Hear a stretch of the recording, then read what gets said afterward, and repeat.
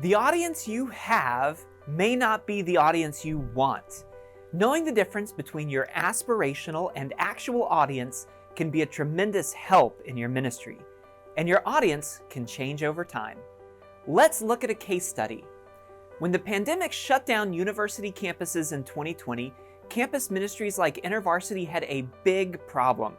We reached thousands of students and faculty every year by putting flyers up on campus, tabling at club fairs, and hosting events to welcome new students and faculty to campus. When the campus is closed, how do you do any of this? I have war stories, horror stories, and gray hairs from that season. But I learned something useful.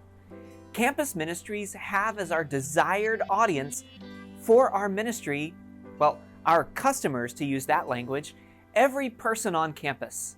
Maybe your ministry is for every person in your city or a specific demographic. As a result, our outreach efforts tend to be magnificently broad. We try to reach everyone. As a result, we actually end up reaching fewer and fewer students and faculty despite our increased efforts. I could show you data and trends, but trust me when I say we're working harder and harder and seeing less traffic every year. And our ministry isn't unique in this. Why is this? We could pinpoint cultural or generational dynamics, and I believe these contribute to the challenge. But at a more fundamental level, I came to see that we've ignored a great truth about our audience, something that marketing brings to our attention. Every customer has a journey. I'm going to continue to use a campus ministry example, but these principles can work in any ministry, anywhere. My ideal audience for new student outreach for campus ministry might be an incoming student who somehow knows and loves InterVarsity, has influence with a large network of friends, and has yet to come to faith. It would also help if this unicorn of a student connects well with faculty and loves to offer both free babysitting and lawn care services. Our reality is that the people we want to invite into our ministry are often unaware of our ministry, or they aren't interested in automatically doing what we're doing, or the effort it takes to get involved is just too much, or sometimes they just can't quite figure out how to plug in. This is a classic marketing problem. How do we invite these incoming students and faculty on a journey into our ministry? This works if you're thinking about fundraising, conference recruiting, hiring, church planting, or even evangelism. Meet the AIDA Funnel. This is a classic marketing tool. Now, there are much more complex tools out there, and there are lots of complicating theory we could discuss over coffee, but I like to teach the AIDA Funnel to start because it gives you a mindset for the journey you want people to take. AIDA is an acronym that stands for Awareness, Interest, Desire, Action. At each level of the funnel, you match your marketing activity to where people are at in their journey. People can't sign up for your conference or participate in your community, that's the action step, if they don't have enough desire for your ministry to overcome the obstacles they'll inevitably face. And they won't have a desire for your ministry if they don't think your products and services are for them. That's interest. They need to see people like them participating and to hear that your ministry has them in mind.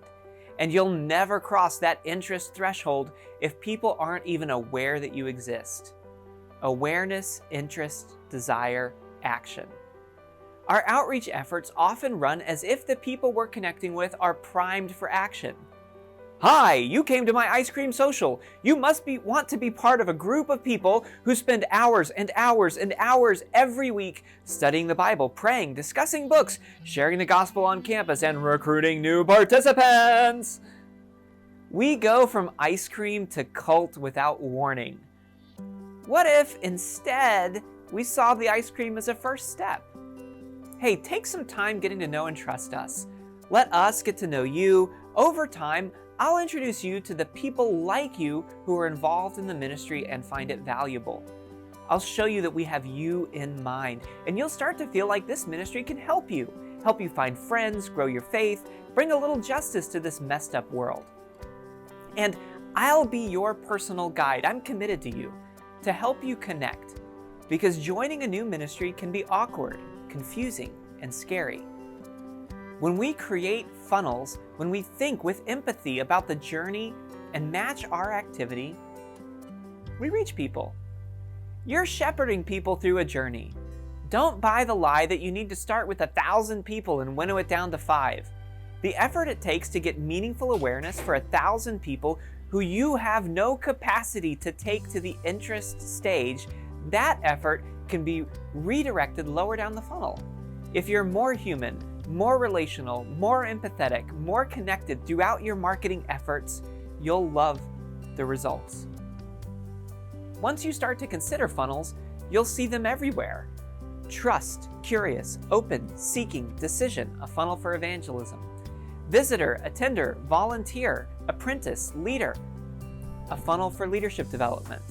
Prospect, informed, partner, advocate, a funnel for fundraising.